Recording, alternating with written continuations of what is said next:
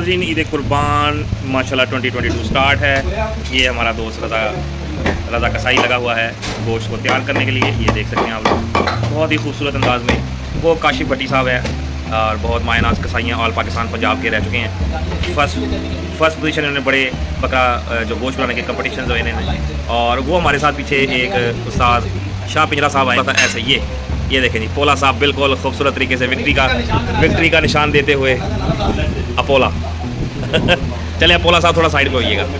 ये जी शाह पिंजरा साहब काले बकरे को खाल उतारते हुए बहुत ही उम्दा तरीके से।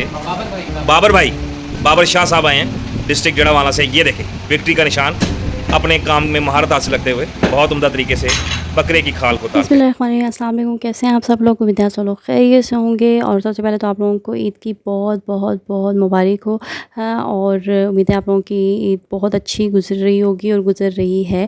हम लोग एक दिन पहले ही शीर खुरमा, फ्रूट चाट, दही फुल्कियाँ, चना चाट वगैरह तैयार कर लेते होते हैं, जो कि सुबह 6 बजे लोग नमाज़ पढ़ने जाते हैं। नमाज़ पढ़ के आते हैं और 7 बजे हम लोगों की कुर्बानी स्टार्ट हो जाती है, जो कि शाम तक चलती है। तो यहाँ पे ईद कुर्बान का मतलब होता है त्यौहार, मतलब फेस्टिवल ऑफ सेक्रीफाइस।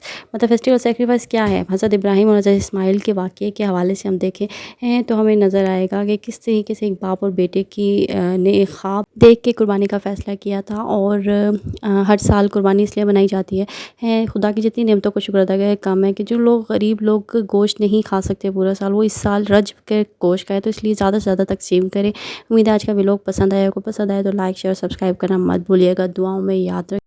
अल्लाह हाफ़िज़।